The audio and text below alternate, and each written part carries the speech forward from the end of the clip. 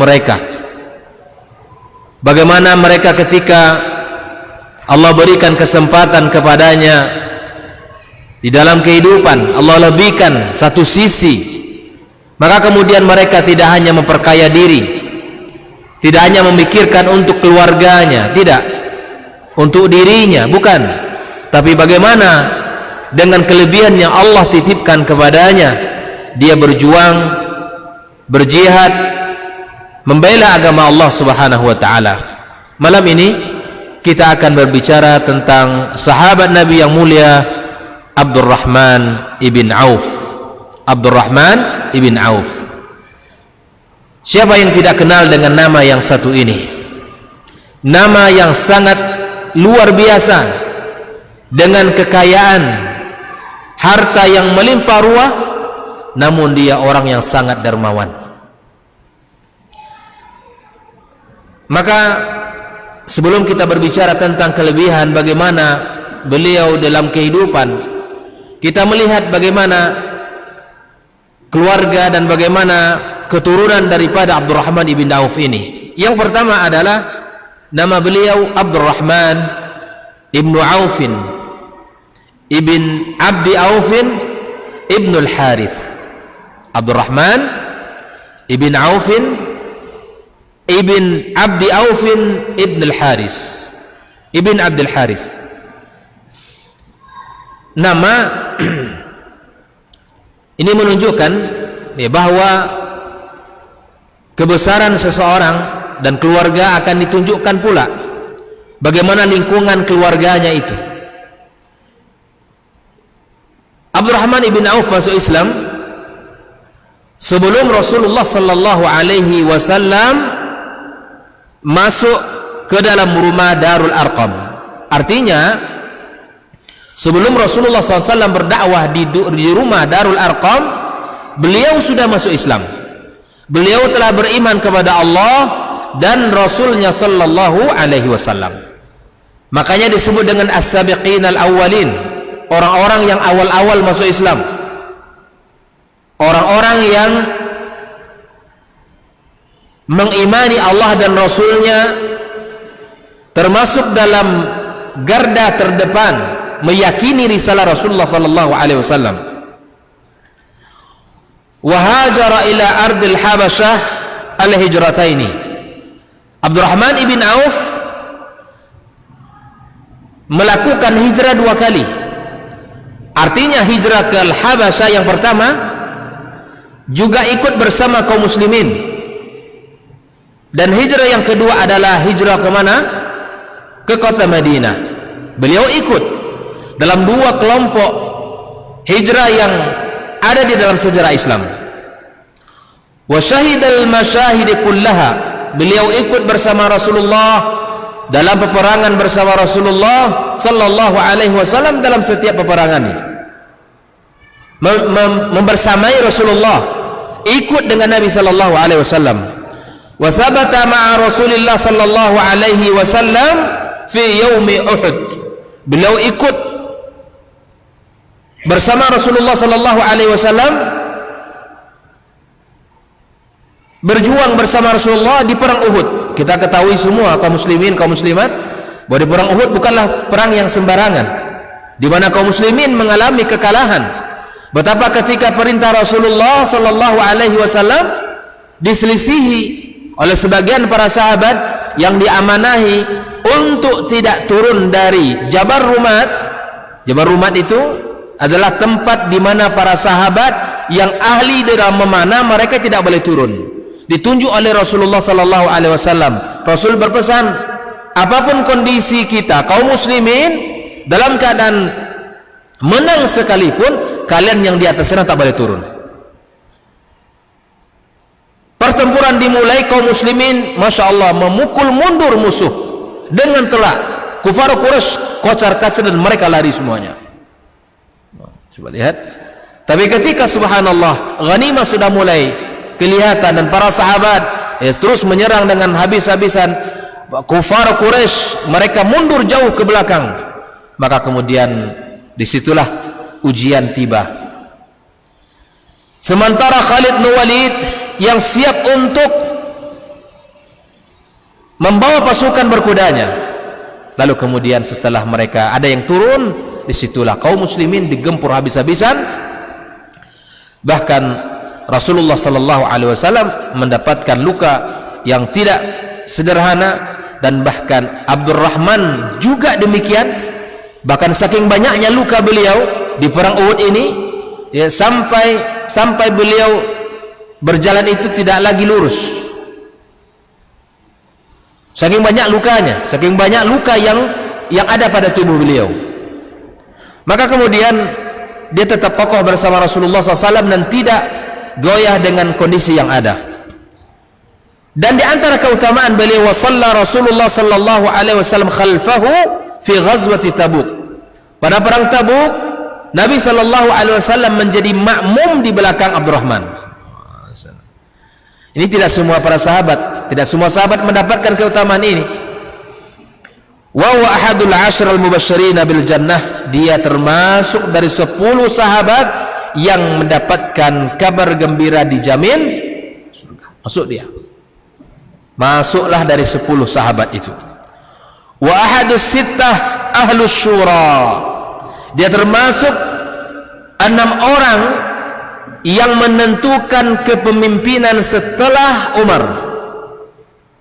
Umar menunjuk 6 orang sahabat Nabi yang bermusyawarah untuk menentukan siapa orang yang akan melanjutkan khilafah setelah Umar bin Khattab radhiyallahu taala anhu.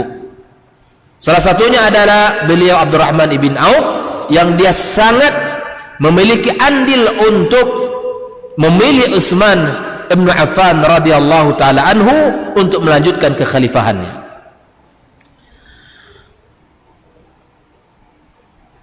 Wahadus samaniyah alladzina badaru ilal Islam, dan termasuk orang yang ke-8, ya, orang ke-8 yang masuk Islam di awal-awal. Kita tahu 10 sahabat tadi, dia yang ke-8 masuk Islam, ya, di antara sahabat-sahabat yang mulia tadi. Nama beliau diriwayatkan oleh Ibnu Sirin, sebelum dia masuk Islam namanya di masa jahiliyah Abdul Ka'bah. Apa itu artinya? Hamba Ka'bah. Boleh tidak dalam Islam? Tidak boleh. Abdun itu hamba. Kita tidak boleh menisbatkan abdun kecuali kepada, ini adalah konsep memberi nama. Di abdun itu hamba, tidak boleh kita sandarkan kecuali kepada nama Allah. Jangan dibuat-buat pula keren-keren, ditambahkan setelah abdun itu ya sesuatu yang menunjukkan makhluk, tidak boleh. Karena hamba, kita ini semuanya hamba, harus disandarkan kepada siapa? Sang Khalik kita. Maka ambillah nama-nama Allah, ya, katakanlah Abdullah, Abdurrahman, dan kata Rasulullah sallallahu alaihi wasallam, ahabul asma ilallah, 2 nama yang paling dicintai oleh Allah tabaraka wa taala, 2. Yang pertama adalah Abdullah, yang kedua adalah Abdurrahman. Pilihlah 2 nama ini dan nama-nama Nabi yang lain, ya, seperti Abdul Jabbar, Abdul Razzaq, dan seterusnya. Masih banyak nama-nama dan sifat-sifat Allah yang patut kita sandarkan kita nama seorang hamba kepada Allah tabaraka wa taala. Baik. Lalu kemudian setelah Islam, Rasulullah sallallahu alaihi wasallam mengganti nama Abdul Ka'bah dengan Abdurrahman. Jadi nama Abdurrahman itu yang memberi siapa? Rasulullah sallallahu alaihi wasallam. Dan pergantian nama itu di masa Nabi itu biasa. Bahkan hari ini pun boleh begitu. Kalau mungkin dulu nama kita dikasih orang tua kita, ya, dengan nama, ya, mungkin sebutan yang tidak memiliki makna, ya, setelah kita ngaji tahu kita arti nama itu adalah sebuah doa, maka kemudian kita boleh menggantinya, boleh kita menggantinya, walaupun kita tidak perlu mengurus mengganti di akte kelahiran dan seterusnya. Nama sebutan kita, ya, boleh kita memakai nama baru, kita boleh. Bahkan Nabi sallallahu alaihi wasallam, ya, mengganti nama para sahabat. Ketika berkenalan dengan sahabat Nabi, dia ngelihat, siapa namamu? Huzun. Apa artinya? Bersedih. Maka Nabi ganti dengan nama yang lain. Ketika mengurus sebuah pekerjaan pun Nabi melihat nama. Nama apa? Ini nama bukan berarti tidak ada makna, bukan. Nama di dalam Islam memiliki makna yang luar biasa. Maka belilah nama anak-anak kita dengan harapan dia nanti di masa yang akan datang ya sesuai dengan karakter nama yang kita inginkan. Kita berharap kebesaran dari nama yang dia berikan kepadanya, berharap kebaikan nanti di masa yang akan datang pada anak kita sesuai dengan nama yang kita berikan kepadanya. Suatu ketika Rasulullah SAW mengganti, ya ketika itu Nabi mengatakan siapa yang akan memeras susu hewan ternak ini, seekor onta yang siap dikeluarkan susunya. Kemudian sahabat-sahabat yang lain menunjuk, saya Rasulullah SAW. Dia berkatakan saya yang siap untuk melakukannya. Ada yang mengatakan siapa nama kamu? Harb. Harbun artinya berperang. Tidak cocok kamu melakukan itu. Tanya lagi, siapa nama kamu? Mur. Apa itu? Artinya pahit. Enggak cocok kamu untuk memerah susu itu. Lalu kemudian Nabi SAW membeli nama sahabat yang lain yang cocok untuk memerah susunya. Kemudian begitulah Nabi memperhatikan nama. Maka kemudian nama Abdurrahman ibn Auf ya diberi oleh Nabi kita Sallallahu Alaihi Wasallam. Ini pemberian Nabi ini. Baik, kita lihat kelebihan-kelebihan beliau ini dari Bani Zuhra, Az-Zuhri ya, dari Bani Zuhra. Di kalau Quraisy itu banyak ya, bangsa Quraisy itu banyak suku-sukunya. Kalau Nabi kita apa kabilahnya? Dia Quraisy memang. Ini Quraisy itu Pak ya. Jadi jangan salah kita, Quraisy itu besar ya, sebuah kabilah, dan nanti ada lagi pecahan-pecahannya. Di antaranya Zuhri ini, Bani Zuhra, dia bagian dari Quraisy. Nabi kita sallallahu alaihi wasallam dari Bani Hashim. Itu Quraisy itu. Abdurrahman juga dari Quraisy, tapi sukunya apa? Pecahannya adalah Zuhra, Bani Zuhra. Ada lagi di suku Quraisy itu kabilah yang besar, Bani yang besar, keturunan besar itu Bani Makhzum. Bani Makhzum. Ada Bani Abdi Manaf. Itu Utsman ibn Affan radhiyallahu taala anhu. Kalau Umar itu dari Bani Adi. Bani Adi ya. Abu Bakar As-Siddiq At-Taimi dari Bani At-Taimi. Jadi memang kalau belajar tentang nasab itu subhanallah Pak, tapi ilmu nasab hari ini tidak dipelajari lagi Pak, termasuk di generasi kita tidak dipelajari. Padahal ketika kita belajar tentang nasab, kita akan tahu bagaimana kebesaran suku ini dan bagaimana karya-karya besarnya. Coba lihat, Bani At-Taimi bukan termasuk dari bangsa Quraisy yang memiliki kekuatan, tidak. Di antara bangsa Quraisy yang hebat itu Bani Makhzum, Hashim. Makanya di antara yang terkenal dari Bani Makhzum ya, itu adalah Abu Lahab yang dia menentang syariat Nabi sallallahu alaihi wasallam. Karena memang dia katakan kita sama-sama levelnya. Suku Quraisy yang hebat-hebat. At-Taimi tidak. Tetapi subhanallah, begitulah Islam. Islam tidak menonjolkan kesukuan. Ketika Rasulullah sallallahu alaihi wasallam wafat, siapa yang menggantikannya dalam kekhalifahan melanjutkan risalah Rasulullah?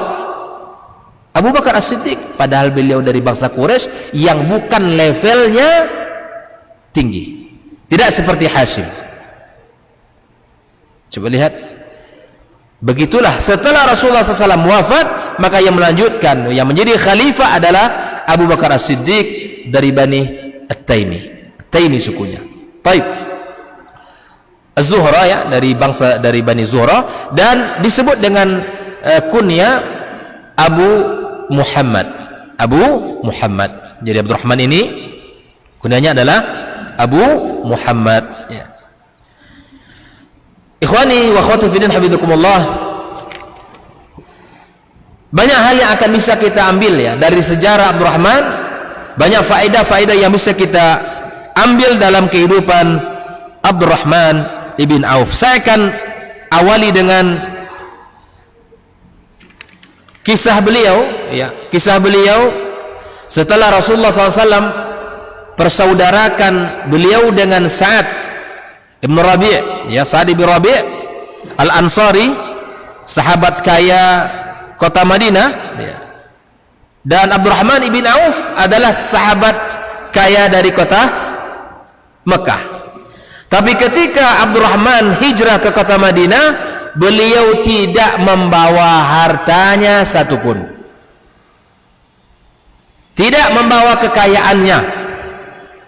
Inilah orang hebat yang mana tidak lama kemudian setelah tiba di kota Madinah kembali menjadi orang kaya raya yang luar biasa dermawannya, ya. Saya akan awali dengan bagaimana Abdurrahman ibn Auf agar kita bisa belajar. Ini kita yang ingin memulai untuk berdagang ini belajar dari Abdurrahman, ya. Yang sudah pedagang belajar dari Abdurrahman bagaimana prinsip-prinsip dagang ini, ya. Ketika Sa'ad ibn Rabi' dipersaudarakan oleh Rasulullah SAW dengan Abdurrahman ibn Auf, maka kemudian Sa'ad menawarkan kepadanya dengan berbagi harta, berbagi rumah, bahkan berbagi istri. Maksudnya adalah, kata Sa'ad, saya memiliki 2 istri. Mana yang kamu minati, aku akan ceraikan. Habis masa idahnya kamu nikahkan. Coba Pak, persaudaraan yang dibangun oleh Rasulullah SAW menguatkan. Kalau kita berbicara ini tentu jauh dengan kondisi kita, ya. Tapi mestinya kita belajar agar kita tahu bagaimana Rasulullah mendidik para sahabat. Ketika mereka dipersaudarakan, hartanya akan dibagi 2. Saya punya harta, kamu ambil setengah. Saya punya 2 kebun, kamu ambil 1. Bahkan saya punya 2 istri, saya ceraikan, mana yang kamu minati, habis masa idahnya kamu nikahkan. Tapi apa kalimat Abdurrahman ibn Auf? Dalam kondisi tidak punya modal, dalam kondisi tidak punya uang, ditawarkan oleh saudaranya untuk berbagi harta. Kira-kira kalau kita mau enggak? Sangat mau. Kebetulan ini saya tak punya modal, saya ingin dagang. Masya Allah, barakallahu fiik. Tapi Abdurrahman ibn Auf tidak mengambil tawaran itu. Dia hanya mengatakan barakallahu laka fi ahlika wa amwalika. Semoga Allah berkahi keluargamu wahai Sa'ad, dan semoga Allah berkahi harta-hartamu. Tapi kata Abdurrahman, dulluni ala suq. Akhi, tunjukkan kepadaku mana pasar. Coba lihat. Ini orang punya skill luar biasa. Tunjukkan kepadaku pasar, mana pasar di sini. Di Ukani di mana pasarnya? Tunjukkan kepadaku pasar. Maka kemudian Abdurrahman mulailah berdagang. Lalu kemudian di hari pertama, Bapak Ibu tahu semua untungnya apa?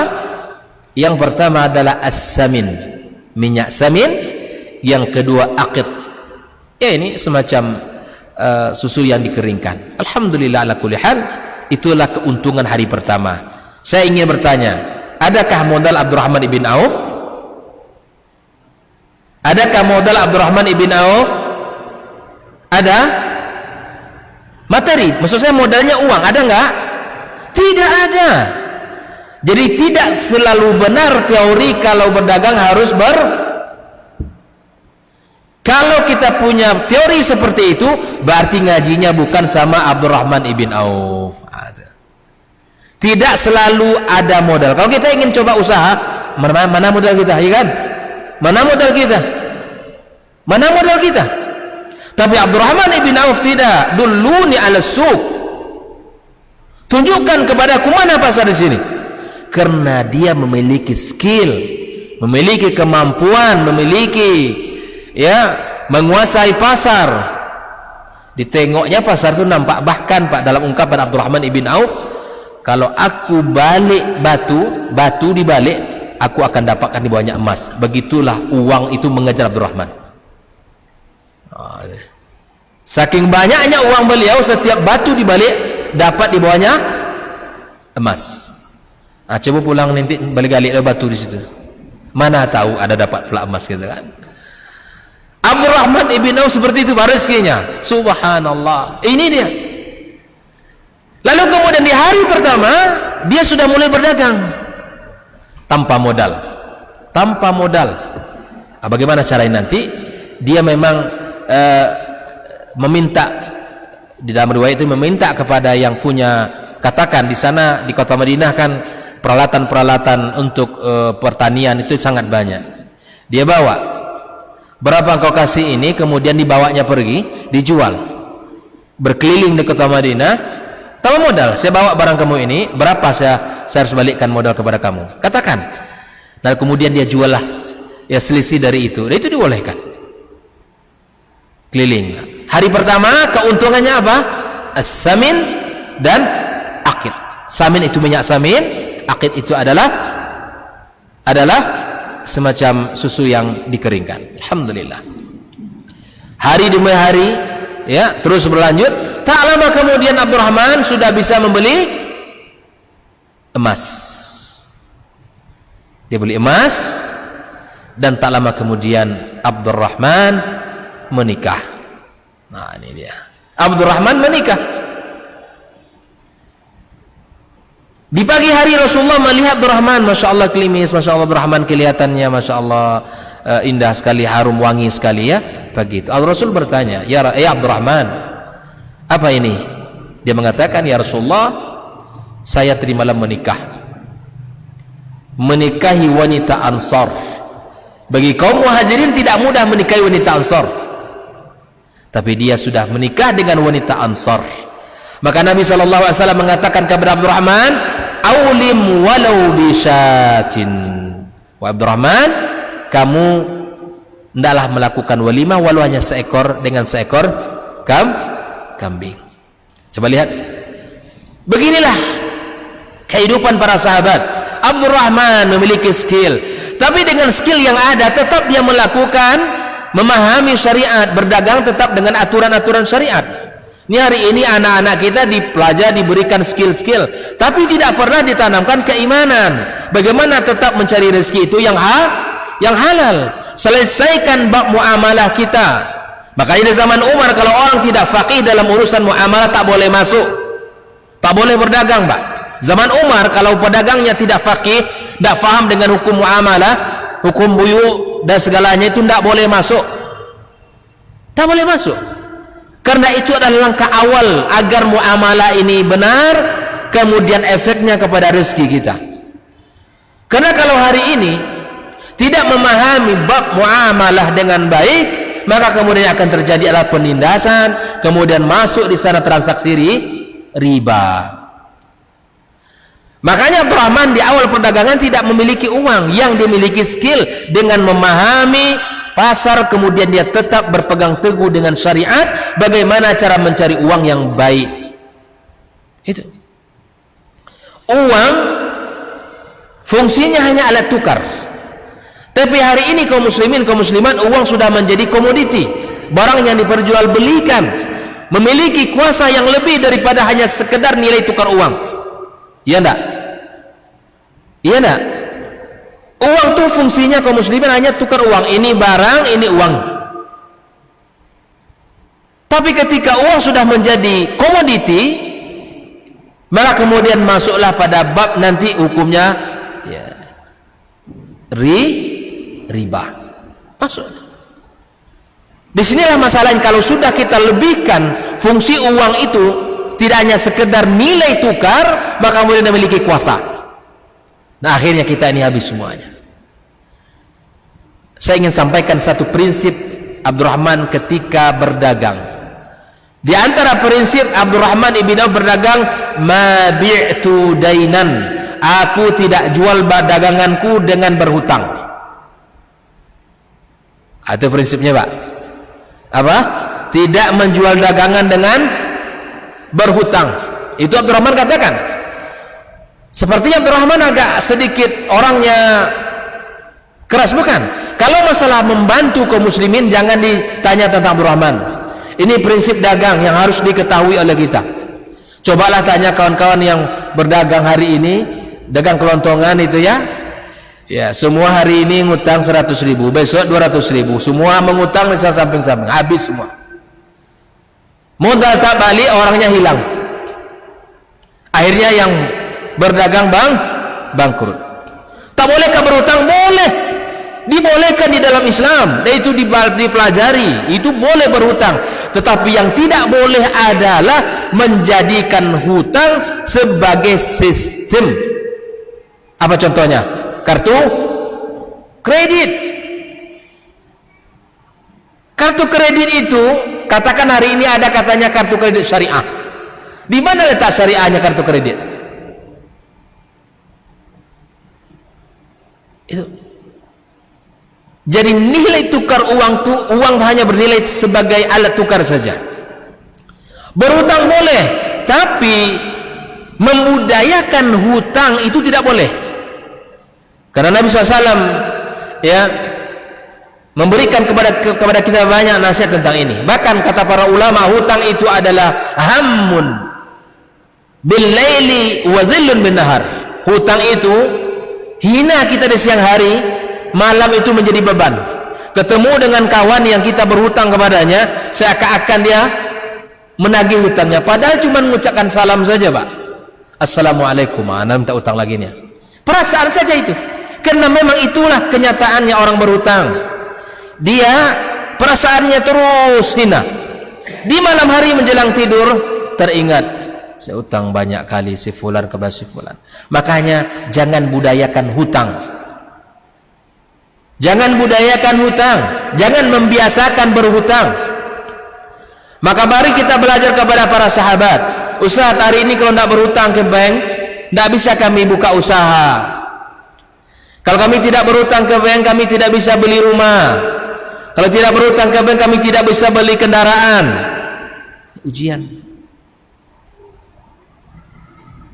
Inilah dunia yang membuat kita ini harus memiliki, tapi dengan cara yang salah.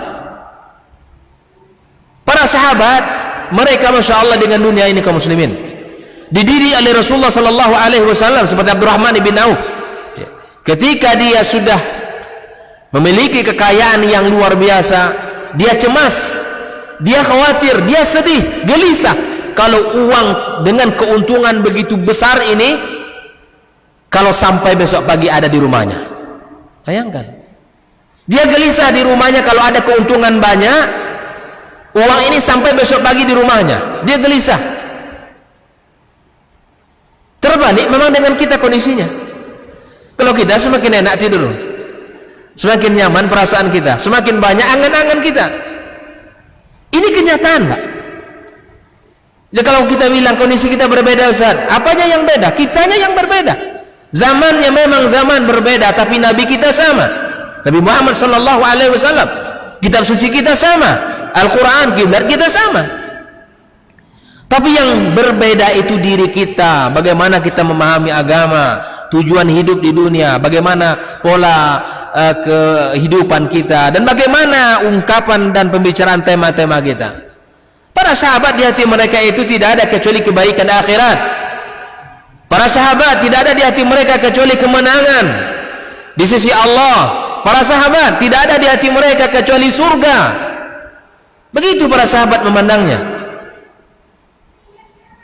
Makanya apa yang mereka miliki itu sangat mudah untuk dikeluarkan, karena itu hanya sekadar titipan dari Allah tabaraka wa taala.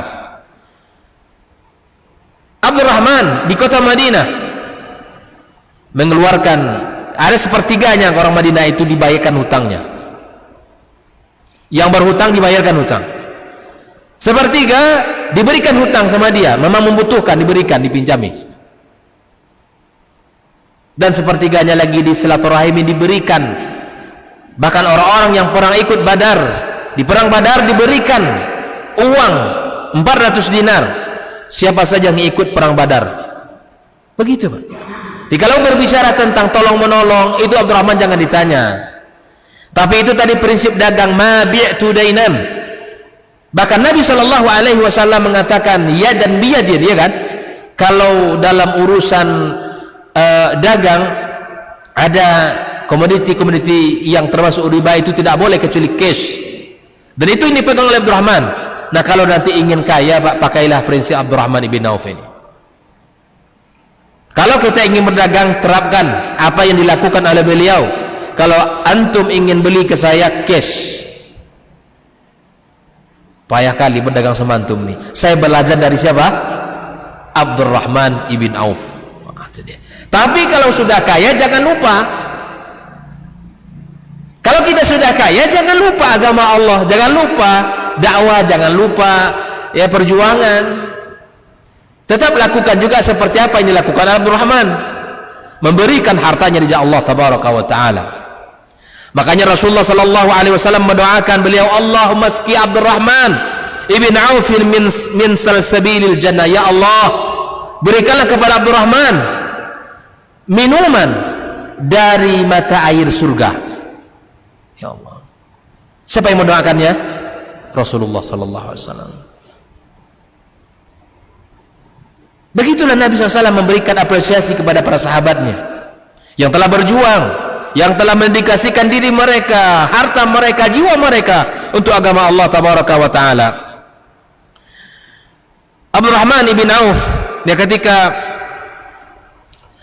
sampai di kota Madinah, maka dia minta adalah pasar. Ini banyak semangat seharusnya yang kita ambil dari kata-kata duluni ala suq. Maka kita perlu menyiapkan anak kita dengan skill, Pak. Ini terkadang hari ini Masya Allah anak-anak kita ya kuliahnya sudah selesai, ya kan, sehat badannya, bahkan banyak sudah bekerja, tapi terkadang kita tidak memberikan ruang kepadanya untuk melengkapi separuh agamanya. Saya tahu di sebagian orang tua berharap anaknya harus balas jasa dulu, membalikkan dulu modal-modal yang telah dikeluarkan orang tuanya selama ini. Abdurrahman, tiru dia. Kalau kita sudah punya usaha, kemudian punya penghasilan, maka anak kita kalau kita didik di kemudian hari, maka kemudian udah, kalau seandainya ingin menikah silakan. Karena itu akan menjaga agamanya, akan menjaga kesuciannya. Kaum muslimin, kaum muslimat rahimakumullah. Banyak semangat yang mesti kita bangun dari kata-kata duluni ala suq ini. Semangat untuk bertijarah, tetapi dalam tatanan halal dan haram yang mesti terjaga. Karena halal itu akan menentukan efek keberkahan dari rezeki. Makanya orang tua hari ini kalau kita mencari rezeki, maka putuskan pada perkara yang halal, jauhkan pada perkara yang syubhat ataupun yang haram. Tinggalkan itu. Para sahabat tidak mau. Agama kita melarang. Agama kita melarang. Itu perkara yang harus kita tinggalkan. Oleh itu ikhwani hafizakumullah, beginilah Rasulullah SAW mendidik para sahabatnya baina dunia wal akhirah. Antara dunia ini dengan akhirat itu mereka Masya Allah memiliki konsep hidup yang jelas. Famalakud daraini, para sahabat memiliki dunia dan akhirat. Abdurrahman memiliki dunia dan akhirat. Tapi kita belum tentu dunia, juga belum pasti akhiratnya. Innal ladzina 'ashu fi hadhil hayat kusala, orang yang hidup di zaman ini dengan malas. Wa maradu 'alal batala wa tasawwul, mereka ini masuk kepada orang-orang yang malas, yang nanti generasi mengatakan nanti dan nanti. Irtakabu jinayatan fi haqqi anfusihim wa auladihim, orang-orang yang malas bergerak, yang malas untuk melakukan pekerjaan, maka dia sungguh telah mengkhianati dirinya dan anak-anaknya. Mohon maaf Pak ya, terkadang yang disimpang-simpang itu ya, dalam secara aturan negara kita boleh apa tidak itu dibantu? Tidak boleh. Kita lihat Masya Allah, mereka gagah kuat-kuat. Andai mereka punya ilmu, andai dia mau bekerja saja yang halal, bukankah kita tahu konsep Nabi Sallallahu Alaihi Wasallam, sebaik-baik pekerjaan adalah yang dihasilkan oleh tangannya sendiri, bukan minta-minta di jalan. Oleh itu kaum muslimin, perlu kita tanamkan prinsip-prinsip ini kepada anak-anak kita, agar kemudian di suatu hari di mana dia hidup nanti, dia bisa menahan dirinya, tidak mudah untuk meminta-minta kepada orang. Seperti mana Abdurrahman ditawari harta, ditawari kebun, separuh bagi dua langsung oleh Sa'ad, orang kaya, sahabat kaya Madinah. Dia tidak mau. Afaf, memiliki kesucian, memiliki merasa kehormatan diri, tidak rendah dengan pemberian orang, terus berusaha. Dia berusaha, kemudian tak lama kemudian dia memberikan, ia bekerja, kemudian selalu diberkahi Allah Subhanahu wa taala dalam usahanya. Taib. Wa asa'u li ummatihim wa millatihim, orang-orang yang enggak mau bekerja, orang-orang yang malas, maka dia telah menyalahi agamanya dan telah menyalahi, yang telah mengkhianati umat ini. Inna ashaban Nabi sallallahu alaihi wasallam alimu anna man karrasa hayatahu lil haqqi wal khair fa'amaluhu ibadah wa kullu qitrati irkin tubzalu fihi fa hiya ayatu jihad. Di setiap keringat yang dikeluarkan untuk berusaha itu adalah sebuah amal yang luar biasa dan jihad di sisi Allah tabaraka wa taala. Tuda fi mawazinil mar'i ma'a salatih wa zakatih fal amal huwa wasilatul baqa. Bekerja itu kunci, ya, menjadikan kita ini bisa melanggengkan hidup di dunia ini. Wal wasila tattabi'il ghayah fi syarafiha wa khissatiha. Maka agar kita mendapatkan kemuliaan di dunia ini, maka lakukanlah pekerjaan-pekerjaan yang mengangkat derajat kita di sisi Allah tabaraka wa taala. Ikhwani wa akhwati fillah, hafizakumullah. Ada beberapa hadis tentang yang masyhur tentang Abdurrahman ini, dan hadis ini kalau kita lihat dari sisi sanad dan disebutkan dalam kitab ini, ya, bahwa Rasulullah sallallahu alaihi wasallam mengatakan dalam sebuah riwayat, Rasul berkata kepada Abdurrahman ibn Auf, "Ya ibn Auf, innaka min al-aghniya." Wahai ibnu Auf, Abdurrahman, sesungguhnya kamu ini golongan orang-orang kaya. "Walan tadkhulul jannata illa zahfan." Kamu tidak masuk surga kecuali merangkak, kata Nabi. Fa'aqridillahi ta'ala, pinjamkan hartamu untuk Allah. Yutalliqu laka qadamaika, maka Allah lepaskan kedua kakimu. Ini hadis. Tapi para ulama mengatakan ada beberapa hal yang mesti kita pelajari dari sanad hadis ini. Ada juga dari Aisyah, bahwa dia mendengarkan dari Nabi sallallahu alaihi wasallam, Abdurrahman la yadkhul jannata illa habwan, tidak masuk surga kecuali merangkak. Nah, dari dua riwayat ini, hadis yang pertama tadi itu adalah hadisnya dhaif. Abdurrahman segitu banyaknya harta yang dikeluarkan, dengan kemuliaan bahwa dia salah satu sahabat yang telah dijamin surga, itu kan,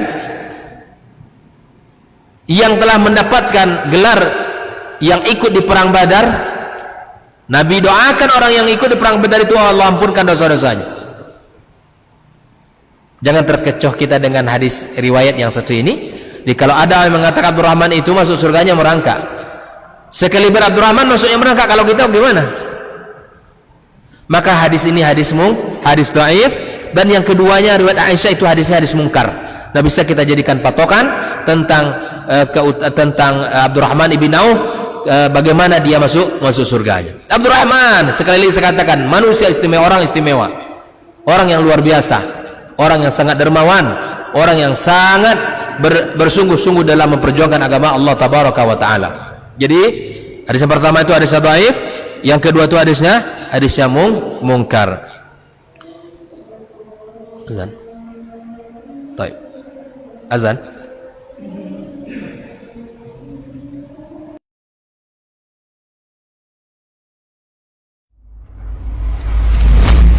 Kalau Umar ini subhanallah, yang diinginkannya itu generasi-generasi luar biasa, orang-orang hebat.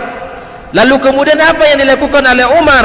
Fa'asta'miluhum fi ta'atillah, aku gunakan mereka ini di dalam ketaatan kepada Allah. Ketika kaum muslimin itu memiliki penyakit namanya wahan, yaitu hubbud dunya wa karahiyatul maut, cinta dunia dan takut akan kematian. Lalu Nabi menjawab dengan yang lebih penting. Apa itu? Madza a'datta laha? Apa yang engkau siapkan untuk kiamat itu? Bin Sulaiman tadi, inti yang bisa kita ambil apa? Solehkan diri kita. Solehkan diri kita sebelum mencari rezeki. Karena kalau kita tidak soleh, kalau kita tidak bertakwa kepada Allah Subhanahu wa ta'ala dalam mencari rezeki itu akan terasa sulit.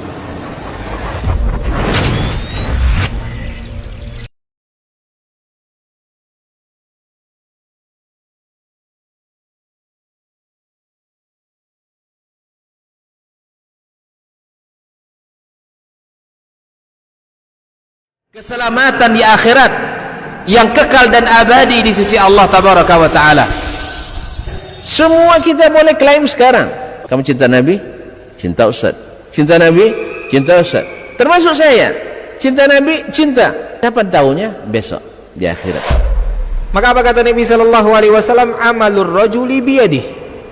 Penghasilan yang terbaik adalah pekerjaan yang dilakukan oleh seseorang dengan tangannya sendiri. Wa kullu bai'in mabrur, dan setiap jual beli yang mabrur.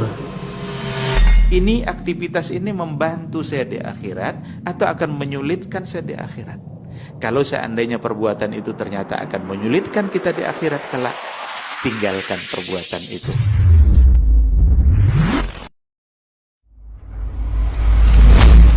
Kalau Umar ini subhanallah, yang diinginkannya itu generasi-generasi luar biasa, orang-orang hebat. Lalu kemudian apa yang dilakukan oleh Umar? Fa'asta'miluhum fi ta'atillah. Aku gunakan mereka ini di dalam ketaatan kepada Allah. Ketika kaum muslimin itu memiliki penyakit namanya wahan, yaitu hubbud dunya wa karahiyatul maut, cinta dunia dan takut akan kematian. Lalu Nabi menjawab dengan yang lebih penting. Apa itu? Madza a'datta laha? Apa yang engkau siapkan untuk kiamat itu? Bin Sulaiman tadi, inti yang bisa kita ambil apa? Solehkan diri kita. Solehkan diri kita sebelum mencari rezeki. Karena kalau kita tidak soleh, kalau kita tidak bertakwa kepada Allah Subhanahu wa ta'ala dalam mencari rezeki itu akan terasa sulit.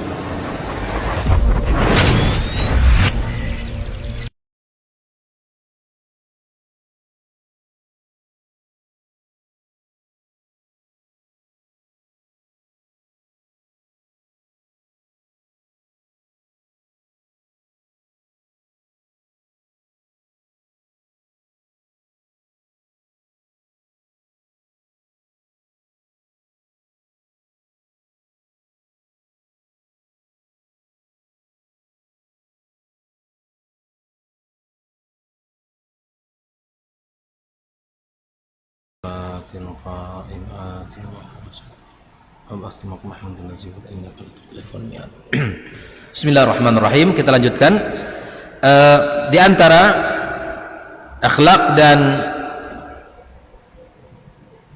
ketakwaan daripada Abdurrahman ibn Auf, ya, takutnya beliau kepada Allah Tabaraka wa Ta'ala, seperti yang diceritakan oleh Sa'ad ibn Ibrahim an abihi anna Abdurrahman ibn Auf radhiyallahu ta'ala an utiya bi ta'amin wa kana sha'iman. Beliau dihidangkan makanan dan ketika itu beliau sedang berpuasa. Dia melihat kepada makanan itu bukan sekedar menikmati, Masya Allah enaknya makan, bukan, tapi dia melihat dengan mata iman. Kata beliau, qutila Mus'ab ibn Umair. Mus'ab ibn Umair meninggal radhiyallahu ta'ala anhu wa huwa khairun minni. Dia lebih baik daripada aku, kata Abdurrahman. Kuffina bi burdah. Beliau dikafankan dengan kain burdah.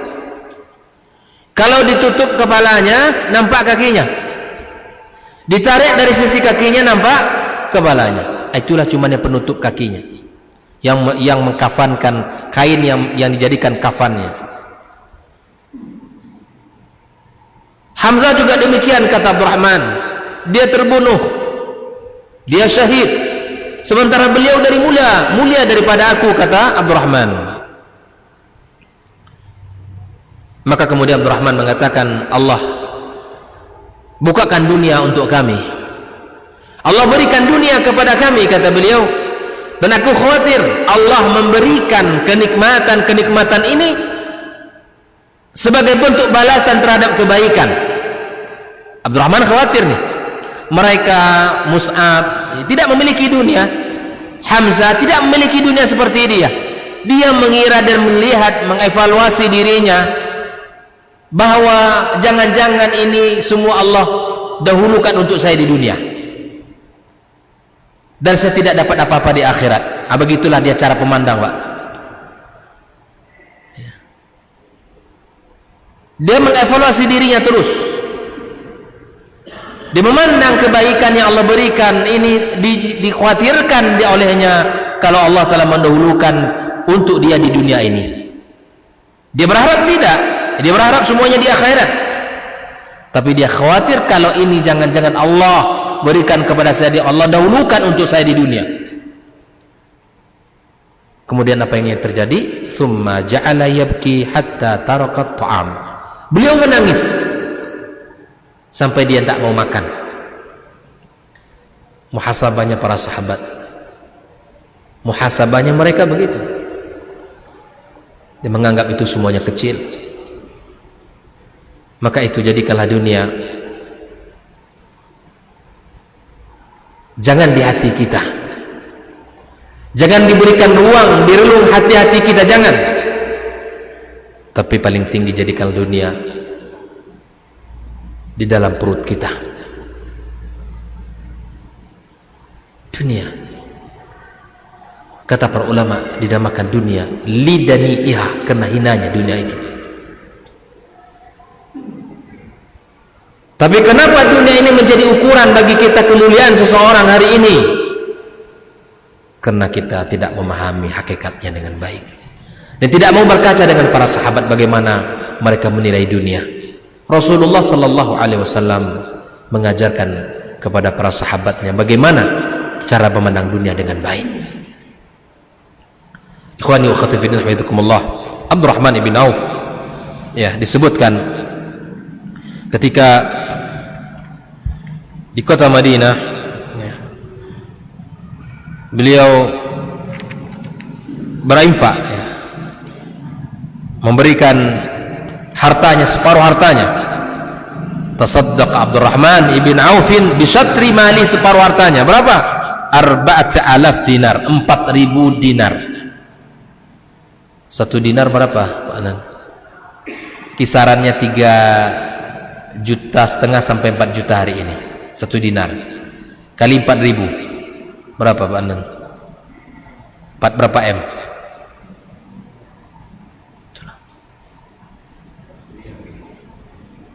Dibelah 2 dikasih kaum muslimin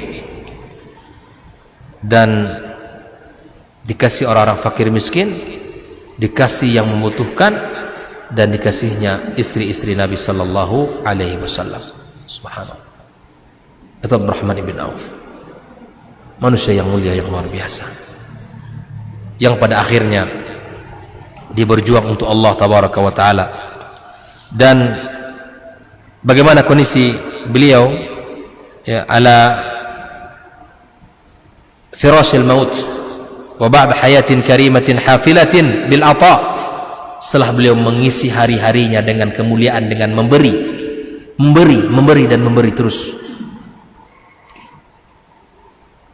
Mujahidan bimalih, yang berjihad dengan hartanya, wa sayfihi, dengan pedangnya.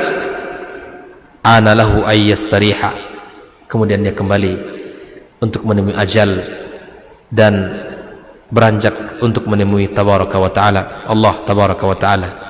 Wa indal mamati yahmadul qauma attaqi, semua orang memuji, semua orang berterima kasih, semua orang merasakan kebaikan-kebaikan. Ini yang patut harus kita lakukan kaum muslimin. Andai ada di antara kita ini kaum muslimin yang kaya, yang Allah lebihkan hartanya, ambillah bagian Anda di dalam agama Allah ini dengan harta yang Allah titipkan. Kalau kita ingin besar hati kita, Pak, lapang dada kita menerima dan memberi itu. Mungkin kalau hari ini yang lapang dada kita menerima kan, tapi memberi itu belum tentu, Pak. Belum tentu kita lapang dada. Maka pelajarilah sirah-sirah para sahabat ini, karena memberi itu perlu latihan. Memberi itu perlu dicoba, terus dicoba sampai kita merasakan nikmat memberi. Sampai kita merasakan nikmat memberi. Al-yadul ulya khairun min yadis suflah. Tangan di atas lebih baik daripada tangan di bawah. Memberi itu lebih mulia. Para sahabat telah contohkan itu kepada kita. Makanya dalam kehidupan para sahabat banyak pelajaran yang bisa kita ambil satu persatu, lembaran-lembaran yang bercahaya, yang lembaran-lembaran segar yang menunjukkan keimanan dalam kehidupan para sahabat yang mulia. Nabi Muhammad sallallahu alaihi wasallam dengan para sahabatnya, mereka orang-orang yang dicatat dalam sejarah. Makanya kata para ulama, belajar sejarah begini ini adalah belajar tokoh-tokoh para sahabat yang hebat-hebat, orang-orang hebat itu ialah seperti tentara Allah yang Allah kirimkan dalam jiwa kita. Itu gunanya. Bukan untuk menghiasi pengetahuan hari-hari kita dengan orang-orang sejarah, tapi bagaimana bagian dari kehebatan mereka itu bisa kita lakukan hari ini. Sekali lagi saya katakan, jika ada di antara kaum muslimin hari ini yang ada dalam majelis ini atau yang mendengarkan kajian kita memiliki harta yang lebih, lihat kebutuhan kaum muslimin. Masjidnya apa yang kurang? Datangi pengurus masjid. Kebutuhan kaum muslimin apa yang kurang di sekitar sini? Bantu mereka. Ini bagian yang mesti kita lakukan sebelum terlambat. Sebelum Allah cabut nyawa kita, kemudian kita nanti sudah masuk ke dalam kubur dan kemudian kita menyesal. Kita sudah baca ayat-ayat Allah. Di antara permintaan orang-orang yang dahulunya kurang bersedekah, kurang berinfak dengan harta, mereka minta kepada Allah agar Allah kembalikan. Permintaan mereka itu satu, agar mereka bisa berinfak di dunia ini, agar bisa bersedekah, itu agar bisa menggunakan hartanya. Saat sekarang ini sehat, makanya beda hukumnya ketika orang sudah mau mati, banyak harta, berinfak, berwakaf, dia itu berbeda. Di saat orang sehat, cinta dunia, di hatinya tumbuh dunia, dia rajin berinfak, itu beda, Pak. Ini baru sudah mau ditalkin-talkinkan sama orang, sudah diingat-ingatkan kematian, Pak, tanah itu wakafkanlah, rumah yang di situ itu sudahlah untuk anak yatim, yang rumah situ untuk menghafal Quran, yang kebun itu hasilnya. Ini berbeda. Ketika Anda sehat, dunia itu Masya Allah masih manis dalam selera kita, tapi Anda orang suka berinfak, itu berbeda. Itulah sedekah yang paling baik kata Nabi. Di saat kita butuh, saat kita memang menginginkan gitu ya, dan kita sehat, kita dermawan. Itu nilainya tidak sama dengan orang yang sudah sakit, kemudian mungkin sakit menuju proses meninggal, kemudian dia berinfak. Itu tidak sama nilainya. Oleh itu ikhwani, selama badan ini sehat, selama masih bisa kita bekerja untuk mencari nafkah, terus bekerja, maka kemudian ada rezeki kita. Lihatlah lembaga-lembaga yang membutuhkan bantuan, kaum muslimin di sekeliling kita yang membutuhkan uluran tangan kita, membutuhkan pertolongan dari kita, anak-anak yatim di sekitar kita. Ini mohon maaf, terkadang memang di sebagian tempat kaum muslimin ini jarang sekali memperhatikan. Apalagi mohon maaf saya sampaikan, tidak hanya di masjid sini ya, saya terkadang ada kesedihan juga kalau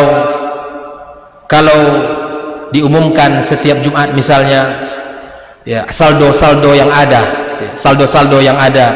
di antara saldo yang diumumkan adalah saldo anak yatim. Boleh disimpan, tapi tentu itu tidak boleh lama. Saldo anak yatim terkadang di sebagian masjid puluhan juta, bahkan ratusan juta. Sementara anak yatim di sekeliling masjid itu memerlukan bantuan. Ini perlu kita cermati kaum muslimin, perlu kita belajar. uang-uang seperti uang kaum muslimin itu, harapan mereka disalurkan.